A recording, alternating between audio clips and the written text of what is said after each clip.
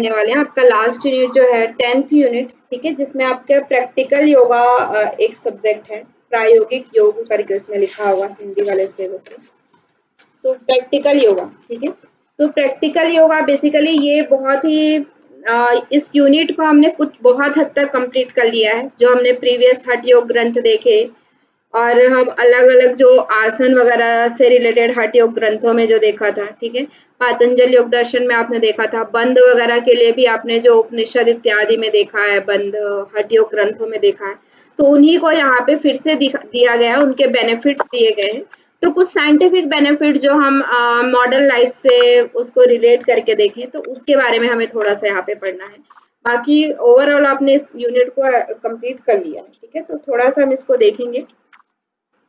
तो सिलेबस में जैसा कि आप देख सकते हैं यहाँ पे आपका यौगिक प्रैक्टिस है जिसमें षटकर्म, आसन, प्राणायाम, मुद्रा, बंध, ध्यान, सूर्य नमस्कार, इन सब का टेक्निक के बारे में यहाँ पे पूछा गया है, कैसे इसका टेक्निक है, इसके साइलेंट फीचर क्या क्या है और इसके बेनिफिट्स क्या क्या है, ठीक है, इसके कुछ विशेषता क्या क्या है, इसको कैसे किया जाता है और बेनिफिट क्या क्या है, लाभ क्या क्या है, उनके बारे में यहाँ पे पूछा गया है, ठीक है।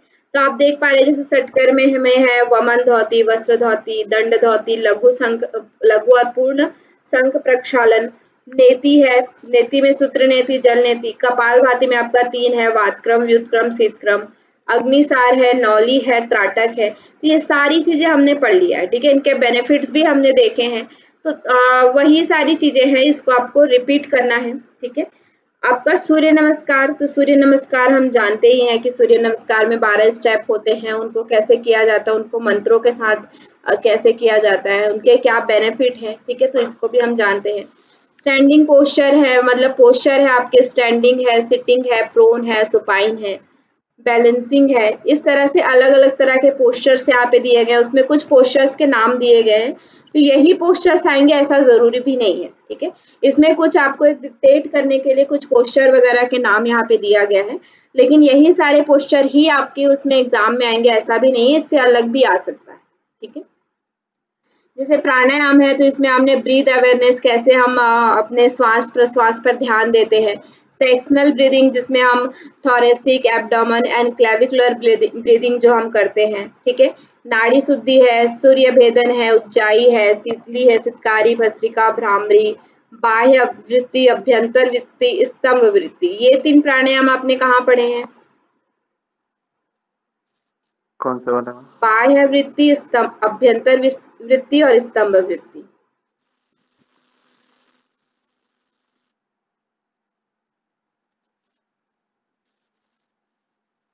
झरण से ही था मैं। पातंजल योग दर्शन में। ओ हाँ, ठीक है, वाय आभ्यंतर स्तंभ, ठीक है, 4 प्रकार के उसमें जी। फिर प्रैक्टिस लीडिंग टू मेडिटेशन जिसमें प्रणव और सोहम जप कैसे करते हैं, योग निद्रा कैसे करते हैं, अंतर मौन क्या होता है, अजपा जप जिसको हम लोग कहते हैं, ठीक है, leading practice to breathing meditation, leading practice leading to Om meditation कैसे करते हैं, विपस्सना कैसे करते हैं, प्रेक्षा मेडिटेशन कैसे करते हैं, ठीक है, इनके बारे में आपको थोड़ा पढ़ना है, किन्होंने दिया, कैसे इसको किया जाता है, इसका मेन क्या क्या चीजें हैं, ठीक है। बंध हमने पढ़ा ही है, मूल बंध, जालंधर बंध, उद्यान बंध, महाबंध, फिर आपका योग मुद्रा, महामुद्रा, षण्मुखी मुद्रा, ताड़ागी मुद्रा, विपरीत करनी मुद्रा, ये सारे मुद्रा हमने पढ़े हैं, ठीक है। कंटेम्प्ररी प्रैक्टिसेस इसमें इंपॉर्टेंट है आपका, जिसमें कि धीरेन्द्र ब्रह्मचारी जी के अकॉर्डिंग यहाँ पे 48 प्रैक्टिस दिए हुए हैं, इसको हम लोग देखेंगे थोड़ा डिटेल में, ये आपका यहाँ से इम्पोर्टेंट है। और आपका साइक्लिक मेडिटेशन जो एस व्यासा ने दिया है, माइंड साउंड रेजोनेंस टेक्निक जो इसको भी एस व्यासा ने ही दिया है, ट्रांसडेंटल मेडिटेशन जिसको हम लोग भावातीत ध्यान कहते हैं, महर्षि महेश योगी जी ने दिया है, योग निद्रा Bihar school of yoga and Savita की ध्यान धारणा DSVB से, ठीक है। तो ये थोड़ा ये कंटेम्प्ररी पार्ट आपके लिए इम्पोर्टेंट है, तो इसको हम लोग थोड़ा डिटेल में देखेंगे, ठीक है। बाकी हमने ऑलमोस्ट सारी चीजें कर ली है, इसमें से जो प्रेक्षा और विपस्सना ध्यान है इसके बारे में भी हम देखेंगे, ठीक है। तो ये आपका सिलेबस है, तो देखते हैं अभी हम इसको मैं डिटेल में बहुत ज्यादा नहीं पढ़ाऊंगी, आपको ही रिवाइज करना है, ठीक है। आप इसको पढ़ के आइए, मैंने आप लोग को उसमें भी नोटिस किया था, मतलब कि आप लोग इन्फॉर्म किया था कि वहां पे आपको ये सारी चीजें पढ़ के आनी है, ठीक है। तो पहला हम लोग देखते हैं षटकर्म। तो वमन धोती, आप ही इसको ज्यादा बताएंगे, वमन धोती कैसे किया जाता है?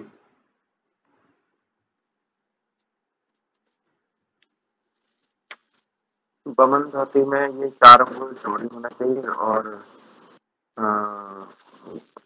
20 फीट मतलब 20 हाथ लंबी होनी चाहिए। उसको वमन धोती क्रिया बोलते हैं और उसको प्रातःकालीन करना चाहिए। ये पेट के लिए अच्छा होता है। ठीक है, तो देखिए पहला हमारा जो है वमन धोती है ना, हमारे सिलेबस में पहला हमें दिया हुआ है वमन धोती। तो वमन धोती में क्या करते हैं, पानी का प्रिपरेशन कैसे किया जाता है? सबसे पहले तो पानी इसमें आता है, ठीक है। तो पानी कैसे बनाते हैं हम लोग इसमें? तो पानी बनाते हैं कैसे कि गर्म होना चाहिए, हल्का गुनगुना पानी, जिसको हमें हथेली के जो ऊपर वाला भाग होता है, हमारा जो ऊपर वाला भाग होता है उसमें डाल के देखना, अगर आप उस पर सहन कर पा रहे हैं तो उतना गुनगुना पानी, या फिर आंसू, और उसका टेक्सचर, उसका टेस्ट कैसा होना चाहिए, आंसू के समान, मतलब कि उसमें हल्का नमक होना चाहिए, ठीक है। तो इस तरह से पानी बना करके हमें 1 जग या 1 अच्छा, लीटर से 1.5 लीटर पानी को क्या करना है, बिना रेस्ट लिए हमें उसको क्या करना है, पीना है। उसके बाद खड़े होकर के उंगली के माध्यम से या फिर ऐसे ही हमें उसको क्या करना है, वोमिट करना है, यानी कि बाहर निकालना है, ठीक है। तो इसको हम लोग क्या कहते हैं, वमन धोती कहते हैं, है ना। इसका लाभ हमारा क्या होता है, बेसिकली हमारे किस किस चीजों में जी लाभ जी। होता है? वमन धोती मतलब कि हमारे पेट के लिए अच्छा होता है। कफ पित्त के लिए अच्छा होता है और जो डाइजेशन से रहते समस्याएं होती है वो भी ठीक होती है।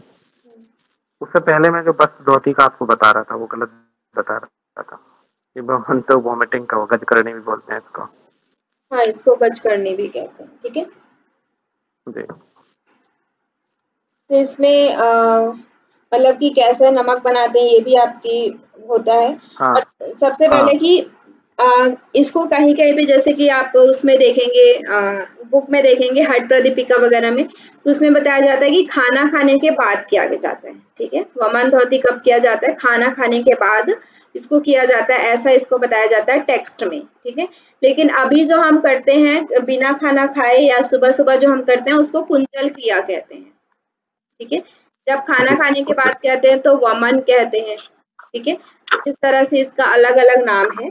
और इसमें बेसिकली हमारा जो पित्त संबंधित जो रोग है, जैसे इन और अपच से संबंधित जो रोग है, ठीक है। अपच यानी कि इनडाइजेशन वगैरह की जो प्रॉब्लम रहती है उसमें हम कर सकते हैं, ठीक है। कफ कफ संबंधित जो समस्या है उसके लिए भी किया जा सकता है। और मतलब कि कॉन्स्टिपेशन वगैरह है तो उसमें भी वमन धोती क्या होता है, लाभकारी होता है। और मोटापा के लिए भी वमन धोती लाभकारी होता है, ठीक है। इस तरह से यहाँ पे बताया जाता है। और किनको नहीं करना चाहिए वमन धोती,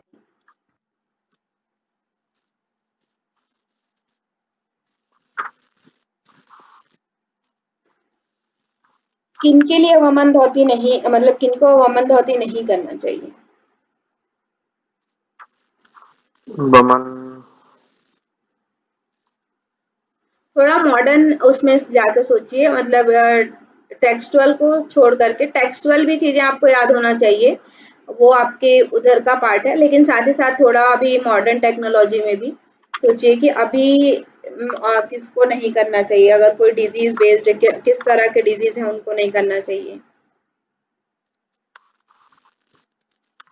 एक तो जिनको हार्ट से रिलेटेड समस्या है उनको नहीं करना चाहिए। क्या समस्या है, सॉरी? हार्ट हार्ट हार्ट की में दिक्कत है हार्ट कोई, संबंधित, हार्ट हाइपरटेंशन वगैरह की प्रॉब्लम, हाइपरटेंशन या नहीं फिर करना किसी चाहिए। भी तरह के हार्ट संबंधित समस्या, उनको नहीं करना चाहिए, सही है। और हम्म, और पेट में अल्सर वगैरह की प्रॉब्लम जिनको, हाँ ठीक है, अल्सर ठीक है वगैरह की सर। प्रॉब्लम है उनको नहीं करना चाहिए। प्रेग्नेंट वुमेन को नहीं करना चाहिए, ठीक है। लड़कियों को जो हम्म, उनका पीरियड्स का टाइम होता है उस टाइम पे नहीं करना चाहिए, ठीक है। तो इस तरह से वहाँ पे सावधानियां हैं, ये हमारे कुछ कॉन्ट्रा इंडिकेशंस हैं। तो ये हमारा वमन धोती के लिए, ठीक है। क्लियर है? जी वमन धोती, वमन धोती कैसे किया जाता है ये नॉर्मल है, इसलिए मैं इसको बहुत ज्यादा डिटेल में नहीं बता रही हूँ। टेक्स्ट जी की चीजें भी आपको पता होनी चाहिए जो टेक्स्ट में लिखा गया है। और दूसरा आपको ये कि अभी इसको मॉडर्न वे में कुछ बीमारी वगैरह से रिलेट अगर आपको किया जाए तो भी आपको थोड़ा सा उसका नॉलेज होना चाहिए, ठीक है। फिर आपका है जी। वस्त्र धोती। तो वस्त्र धोती कैसे किया जाता है? वस्त्र धोती में ये जो 4 उंगल चौड़ा हमारा कपड़ा होना चाहिए, 15 हाथ लंबा लगभग होना चाहिए। इसको भिगा के और धीरे धीरे निकलना होता है, फिर पानी पी लेना होता है।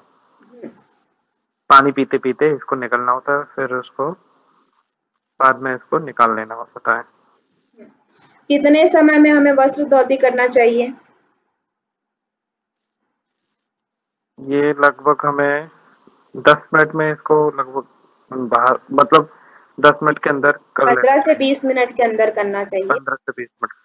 उससे ज्यादा समय अगर हो रहा है तो फिर उसे निकाल देना चाहिए, ठीक है। 15 से जी। 20 मिनट से अगर ज्यादा समय लग रहा है आपको उसको निकलने में तो उसे वापस निकाल देना चाहिए, ठीक है। तो वस्त्र धोती किन के लिए लाभकारी होता है? जिनको कफ रोग होते हैं और न्यूरोलॉजिकल जिनको समस्या होती है उनको ये करना चाहिए। और टेस्ट में और बताया जाता है हार्ट संबंधित जिनको प्रॉब्लम है उनके लिए भी श्वसन संबंधी कफ रोग। हाँ, वस्त्र धोती बहुत अच्छा होता है कफ संबंधित जो समस्या रहती है उनके लिए, ठीक है। प्लीहा रोग भी एक होता है, शायद उसमें भी ये होता है। हाँ, प्लीहा भी बताया जाता है उसमें। और आपका जैसे इसमें जो अपच वगैरह की प्रॉब्लम है, स्टमक संबंधित जो समस्या है उनके लिए भी अच्छा होता है। लेकिन वही अल्सर वगैरह की जो प्रॉब्लम है तो उनको नहीं करना चाहिए, ठीक है। प्रेग्नेंट वुमेन को नहीं करना चाहिए। तो इस तरह से उसमें कॉन्ट्राइंडिकेशंस भी हैं कुछ, तो वो चीज़ें आपको पता होनी चाहिए, ठीक है। तो बेसिकली वस्त्र धोती हर कोई कर भी नहीं सकता, बिना अभ्यास के इसको करना भी नहीं चाहिए। लेकिन धीरे धीरे अभ्यास के द्वारा, इसके पूर्व अभ्यास में जैसे आपको दंड वगैरह की क्रिया है, वमन आपका अच्छी तरह से होना चाहिए, दंड अच्छी तरह से होना चाहिए, उसके बाद ही हम इसको क्या कर सकते हैं, ठीक है। डायरेक्ट हम उसको वस्त्र धोती नहीं करवाते हैं। किसी भी पेशेंट या कोई भी आपके सामने साथ पास आता है तो उसको हम डायरेक्ट वस्त्र धोती में ना ले जा करके उसको पहले वमन धोती कराते हैं, दंड धोती कराते हैं, उसके बाद हम उसको वस्त्र धोती कराते हैं, ठीक है, ताकि कॉम्प्लिकेशन वगैरह नहीं होती है। उसके बाद आपका आता है दंड धोती। तो दंड धोती में क्या होता है? दंड धोती में जो क्या बोलते हैं, केले के जो तने का वो होता है, वो गले में करना होता है, जो जिससे कि हमारा मतलब गले के लिए अच्छा, हार्ट के लिए अच्छा होता है, गले की सफाई होती है। ठीक है, तो वो तो टेक्स्ट में बताया गया। अभी हम क्या करते हैं, एक रबड़ का कैथेटर होता है, जबकि हमारे अंगूठे के जितना मोटा रहता है, वो बीच से क्या रहता है, खोखला रहता है, उसको हम यूज करते हैं। पहले ऐसा टेक्स्ट में कहा जाता था या तो केले का या फिर अब हल्दी का पाइप या फिर हल्दी। अब तो कैथेटर का यूज। डंडम या हरी डंडम, ठीक है। वात यानी कि बेत दंडम, बेत एक पेड़ होता है उसका, या फिर हरी यानी कि हरिद्रा का, हल्दी का, या फिर रंभा यानी कि केले का, ठीक है। इन तीनों का यूज कर सकते थे। बट अभी मॉडर्न लाइफ में हम किसको यूज करते हैं, एक कैथेटर होता है रबड़ का, कैथेटर उसको का। यूज करते हैं, ठीक है। तो उसमें क्या होता है कि हम पानी पीते हैं थोड़ा सा, उसके बाद कैथेटर को हम अंदर डालते हैं गले के माध्यम से, जिसमें क्या होता है कि वो लगभग हृदय तक या हमारे इसोफेगस तक वो जाता है। और उसके बाद पानी क्या होता है उससे उसके द्वारा बाहर निकलता है, जिससे आपके अंदर में जो एक्सेस पित्त वगैरह की समस्या रहती है वो क्या होती है, बाहर निकलती है, ठीक है। या आपके टॉन्सिलाइटिस वगैरह की जो प्रॉब्लम होती है उसके लिए भी अच्छा होता है, गले संबंधी जो समस्या होती है उसके लिए भी अच्छा होता है दंड धोती जो है। और किनको नहीं करना चाहिए, तो वही कॉन्ट्राइंडिकेशन इसमें भी सेम है, ठीक है। जिनको अल्सर वगैरह की प्रॉब्लम है उनको नहीं करना चाहिए, ठीक है। फिर लघु और पूर्ण संघ प्रक्षालन। तो लघु और पूर्ण संघ प्रक्षालन में बेसिकली इसका क्या है कि मतलब कि सर्वप्रथम अगर आप लघु या पूर्ण संघ प्रक्षालन कर रहे हैं तो उसमें आसन इत्यादि करना होता है, ठीक है। तो सबसे पहले आपको क्या है कि इसकी सावधानी क्या है कि डायरेक्ट हमें वो नहीं करवाना है। सबसे पहले 10 से 15 दिन तक हमें आसनों का अभ्यास कराना है, उसके बाद हमें संघ प्रक्षालन कराना है, क्योंकि संघ प्रक्षालन कराने के बाद आपका शरीर इतना मतलब कि वीकनेस हो जाता है। इस वजह से सबसे पहले उनको आसन करने का अभ्यास पहले होना चाहिए। अगर उनको आसन करने का अभ्यास नहीं होगा तो वो उनको वीकनेस आ सकती है, ठीक है। तो इसमें जो 5 आसन है उसको सीक्वेंस में याद रखिएगा, लिख लीजिए। पहला आता है आपका ताड़ासन, ताड़ासन, दूसरा तिर्यक ताड़ासन, इसका पूछा जाता है कभी कभी सीक्वेंस। तीसरा है इसमें कटी चक्रासन, ठीक है। इनको टीटी के भी बोला जाता है, सिंपली आप इसको देखें टीटी के यानी कि ताड़ासन, तिर्यक ताड़ासन, कटी चक्रासन। उसके बाद 2 और आसन होता है इसमें, चौथा और पांचवा। तो चौथा में क्या रहता है आपका तिर्यक भुजंगासन, ठीक है, तिर्यक भुजंगासन। और चौथा है आपका उदराकर्षण, पांचवा उदराकर्षण। हाँ, पांचवा उदराकर्षण, ठीक है। तो ये सीक्वेंस है इनका। कभी कभी सीक्वेंस शॉर्ट में क्या बताया था आपने जी? तो आपने इसका शॉर्ट फॉर्म क्या बताया? टीटी के पहले के 3 आसन है ना, उनको टीटी के कहा जाता है। फिर टीयू, हाँ, फिर टीयू कह सकते हैं, टीटी के टीयू।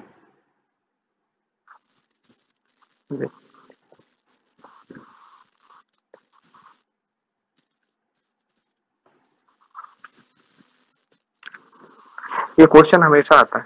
हाँ, लगभग आता है, पूछा जाता है, ठीक है, कि लघु संघ प्रक्षालन।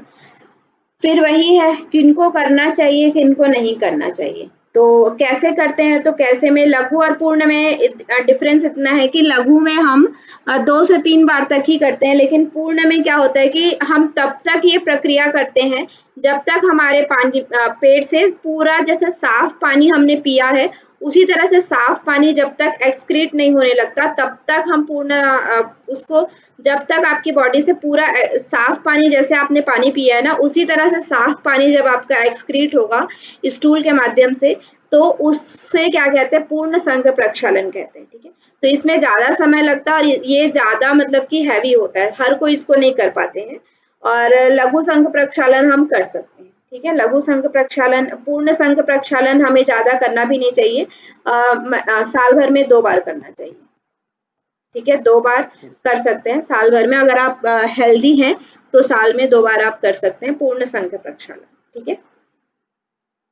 पूर्ण समझ में आया ना, पूर्ण क्या होता है? जैसा पानी पिया वैसा ही हमारा रेक्टम से बाहर होना चाहिए। हाँ, ठीक है। और लघु में ऐसा नहीं होता, लघु में हम 3 से 4 बार तक करते हैं, उसमें साफ पानी निकले ना निकले, बट मतलब कि 3 से 4 बार के बाद हम उसको क्या कर देते हैं, पानी पीना छोड़ देते हैं, ठीक है।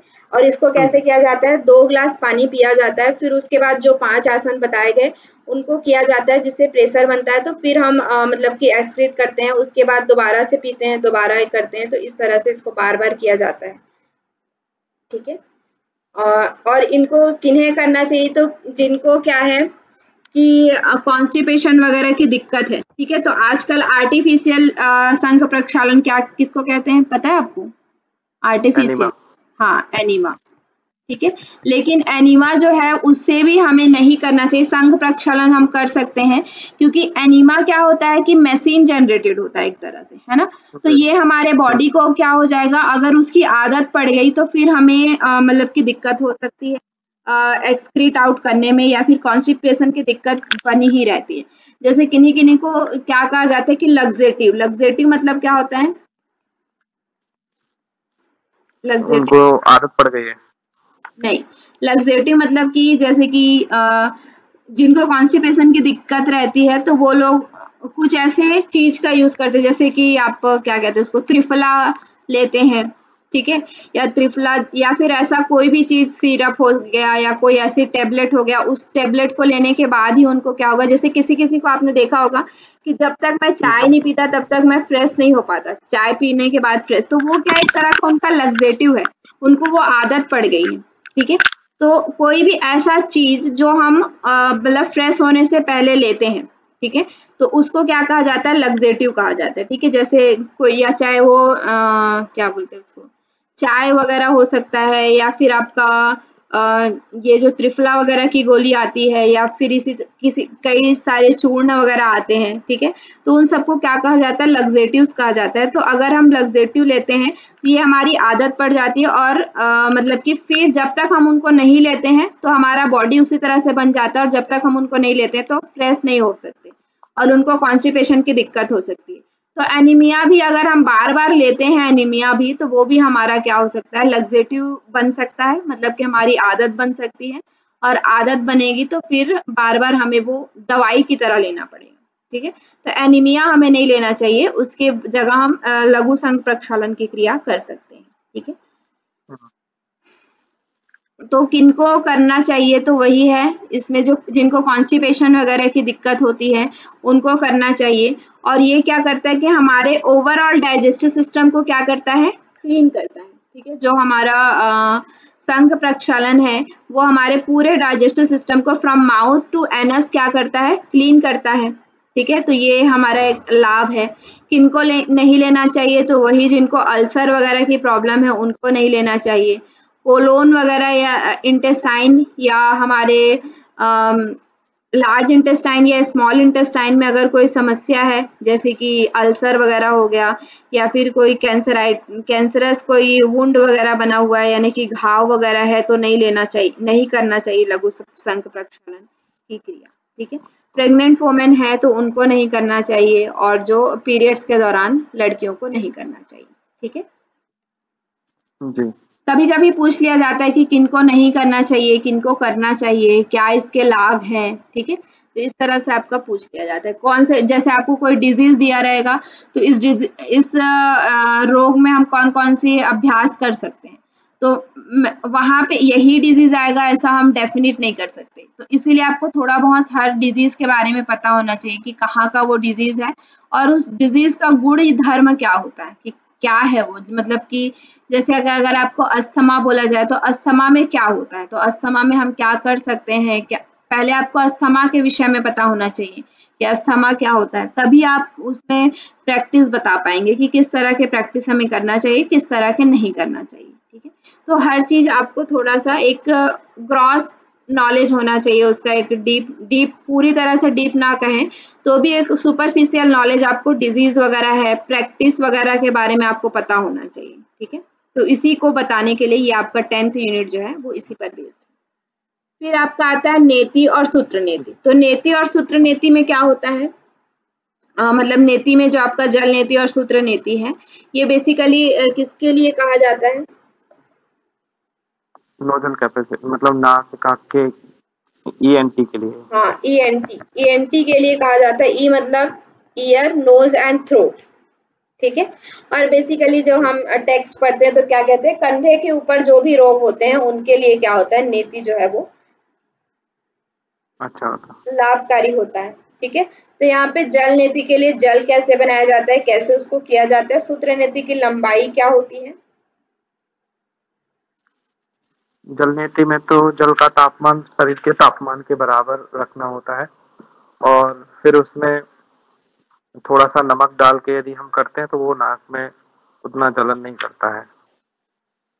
तो उसको उकड़ू बैठ के हमें करना होता है।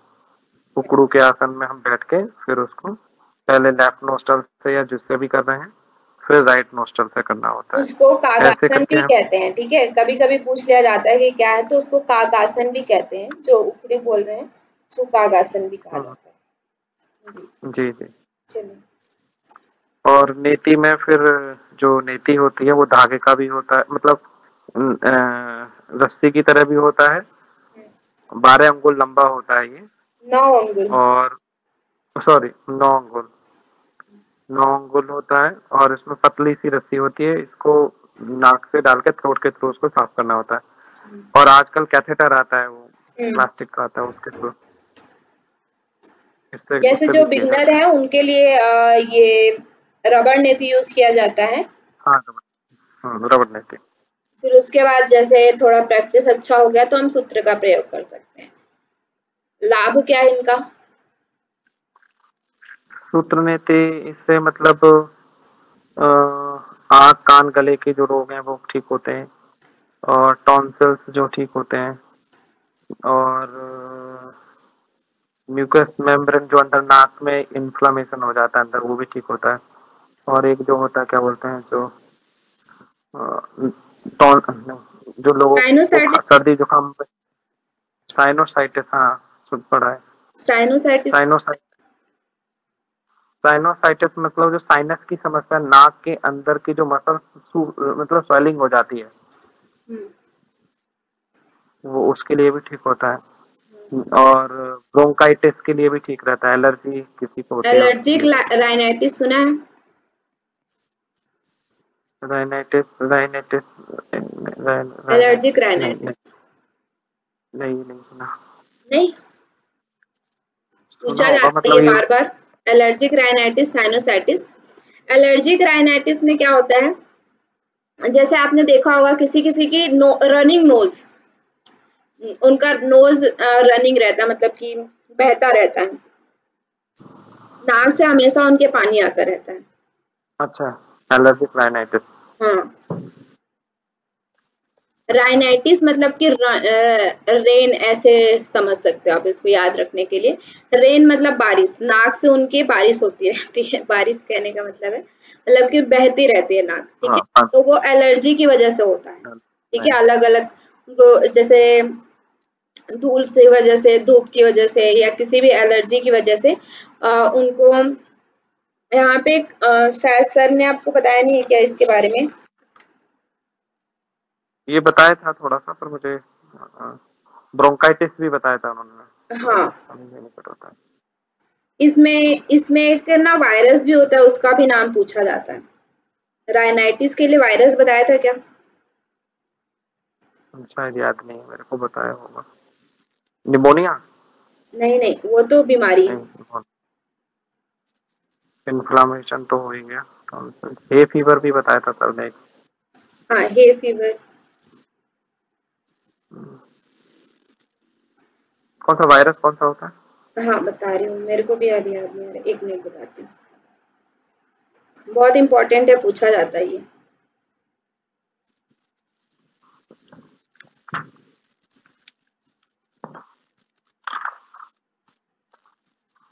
इसी को हे फीवर कहते हैं ना, energy symptoms of allergic rhinitis, hay fever. Hay fever क्या होता है, क्या बताया था सर ने?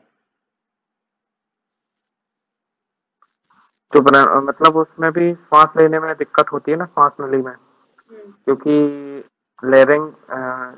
फेरिंग्स तो नीचे चली जाती है, लेरिंग्स जो होती है हमारे ब्रोंकाइटिस के थ्रू लंग्स में जाती है।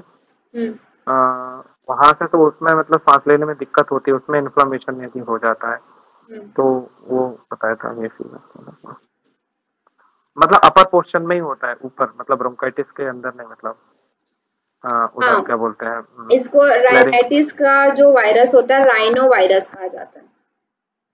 इसको नोट कर लीजिए, बहुत इंपॉर्टेंट है, बहुत बार पूछा गया। Rhino virus.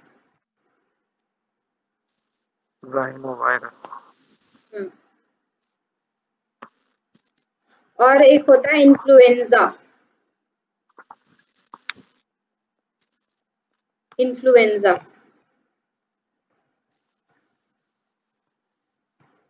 ठीक है। और दूसरा होता है rhino virus, rhinitis rhino virus, ठीक है।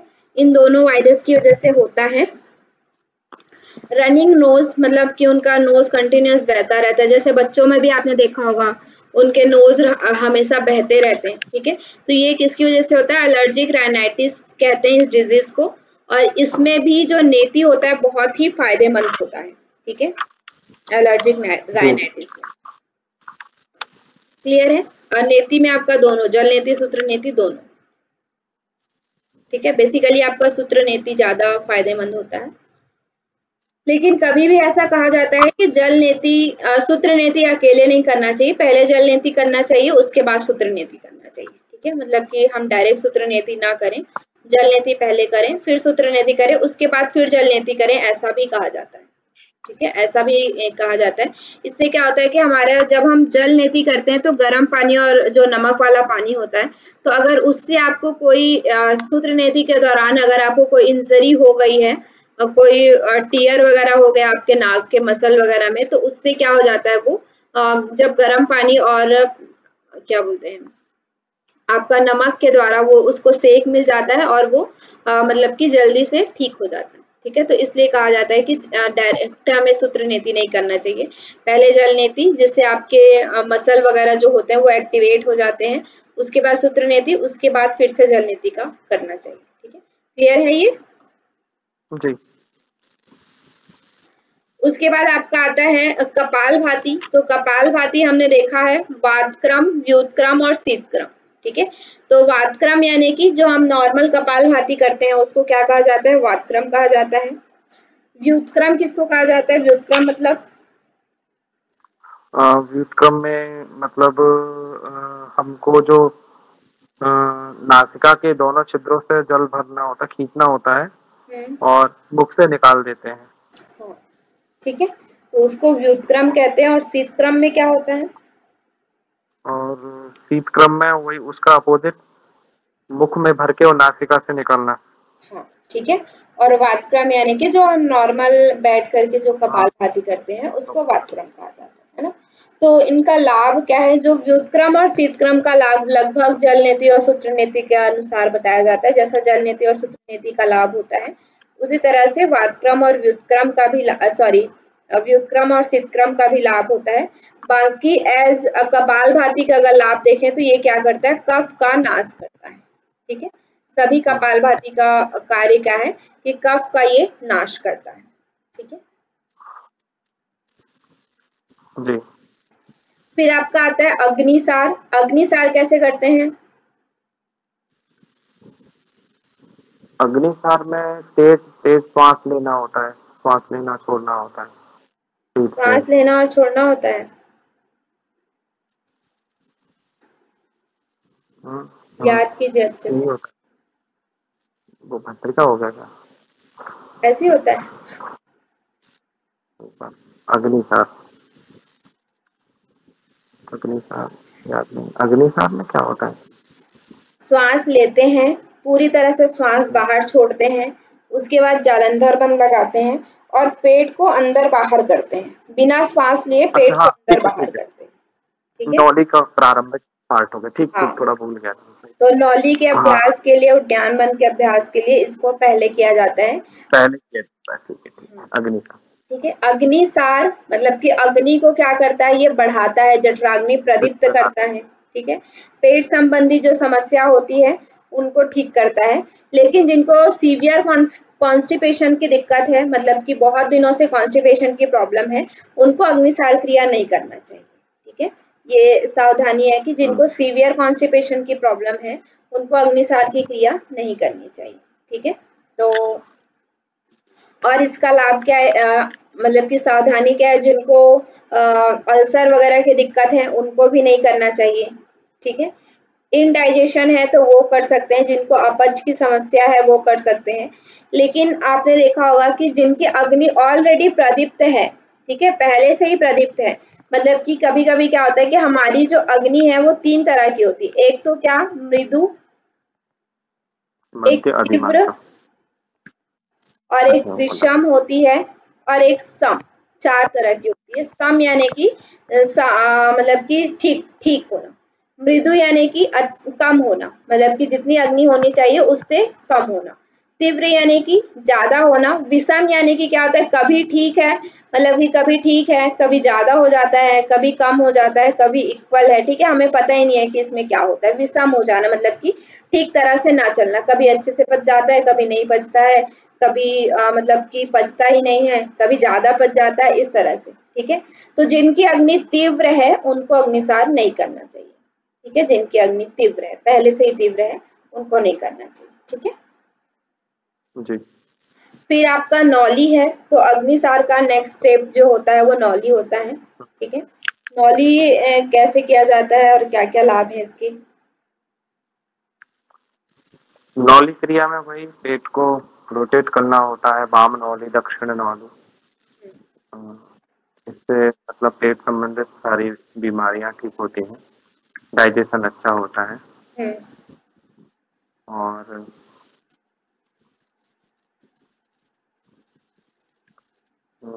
ये इसके महत्वपूर्ण फायदे हैं।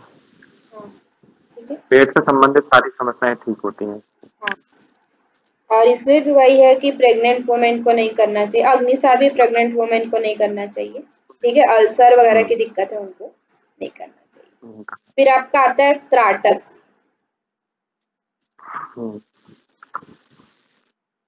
त्राटक में क्या है? त्राटक में किसी भी एक वस्तु को एक टक देखना। कब तक देखना? जब तक आंखों से आंसू ना आए तब तक हमें किसी एक बिंदु पर ध्यान केंद्रित करना। इसका लाभ क्या होता है? इसके लाभ है, एक तो हमारी आंख अच्छी होती है, आंखों की दृष्टि अच्छी होती है। और दूसरा हमारा जो कहा जाता है कि पीनियल ग्लैंड भी हमारी इससे एक्टिवेट होती है। Pineal gland. और हमारा जो मतलब क्या बोलते हैं, बुद्धि कंसंट्रेशन बढ़ता है, एकाग्रता कंसंट्रेशन बढ़ता है। हाँ, बुद्धि अच्छी होती है, कंसंट्रेशन अच्छा होता है, दृष्टि हमारी अच्छी होती है। कभी कभी ये पूछा जाता है कि कौन से अभ्यास से हमारी आंखों की रोशनी बढ़ती है, तो उसमें दोनों आता है, नेति और त्राटक दोनों आता है। ठीक है, तो दोनों, अगर दोनों ऑप्शन है तो आपको दोनों को चूज करना है। त्राटक किनको नहीं करना चाहिए? तो ग्लूकोमा की जिनको प्रॉब्लम होती है। ग्लूकोमा पता है आपको? ग्लूकोमा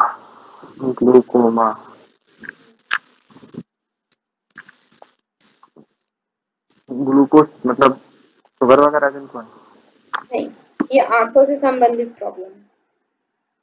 या वो मोतियाबिंद वगैरह, या फिर आंखों पर जिनके झाले होते हैं। मोतियाबिंद नहीं, मोतियाबिंद अलग होता है, वो कैटरेक्ट कहते हैं उसको।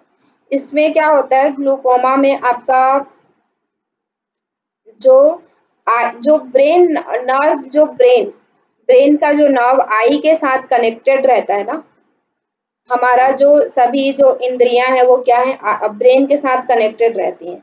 तो वो जो ब्रेन के साथ जो कनेक्टेड है आई वाला नर्व, उसमें क्या हो जाता है, मतलब कि वो डिजेनरेट होने लगता है या उसमें समस्या आने लगती है। तो ऐसे लोगों को नहीं करना चाहिए त्राटक। ठीक है, याद रखिएगा, बहुत इंपॉर्टेंट है ग्लूकोमा। ग्लूकोमा मतलब कि क्या है कि जो सिम्टम होता है, जैसे धीरे धीरे